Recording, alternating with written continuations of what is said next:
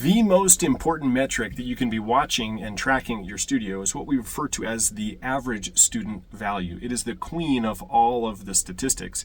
And the average student value that we're first calculating is the amount of money that the average new student, somebody coming into one of your beginner programs without any experience, is paying into the studio over the first 12 months. Now, they may not be sticking around for the full 12 months. If they're only sticking around for 9 months and on average quitting over the summer, that's how you calculate that number. But looking at that first 12-month chunk of enrollment, how much are they paying per month in general? How much income is actually coming into the studio from that student on average in the first 12 months of enrollment? One of my favorite marketing gurus out there is a guy by the name of Dan Kennedy. He's an old copywriter, and one of the things that he teaches is that he says whoever can spend the most to acquire a new client wins. And that sounds a little bit funny, but when you think about it, if each client is worth significantly more to you, you can simply spend more money to create a better studio, to hire better instructors, to provide better customer service, or frankly to pay for advertising or coaching and consulting as you're going through and building what you're doing. My closest competitor to one of my main studios is only 3 blocks away. And while I don't know her very well, it looks to me like she's running a really, really competent program. She seems to be very, very talented and produces great dancers. But she's struggled over the years to maintain the location that she's had and, to be frank, to attract new students to her program. Once again, I don't think it's because her program isn't good. It does, for all I can tell, look like a very good offer that she has. But I do know that her average student value, she's kind of doing what everybody else is doing. You can look at her website and see that she's charging $54 a month. You can come in and take a little beginner ballet class. She's charging a $35 registration fee. She's changing during the summertime, so she's doing something different during the summer than she is during the school year. And about 80% of her students, stop attending. It's a very, very common model that I think a lot of dance studios are still trying to make work.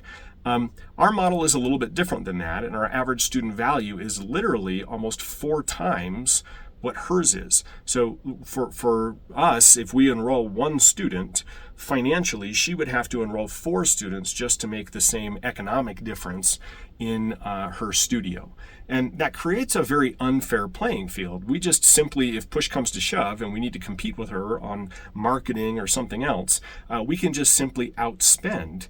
And that makes it very, very difficult to kind of compete with us and keep up with us. And that's what Dan Kennedy's saying. Whoever can spend the most to acquire a new client wins. I think that's an important principle to understand.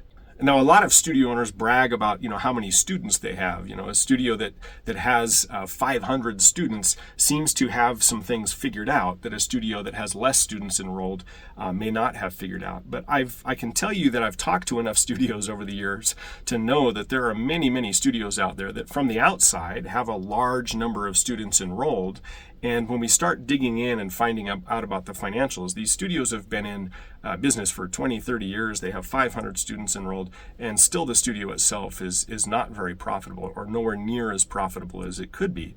And running a studio with 500 students, or frankly 1,000 students, is significantly more difficult than running a studio. You can imagine if your average student value is 4 times, running a studio with 4 times fewer students. Now, don't get me wrong, the number of students that you have enrolled is an important number, but it's only an important number once we've dialed in what the average student value actually should be for your program in your area.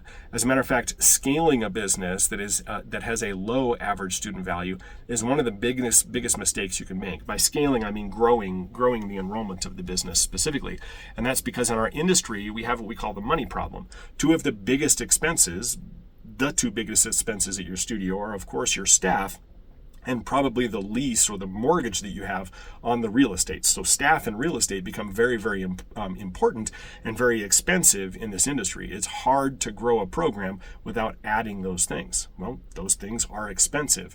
And if we add a bunch of students and just kind of get to the break-even point right before we need to invest in more real estate or bring on more staff members, we have to do something really, really creative in order to do that, because we can't just afford from the income at the studio to make that work.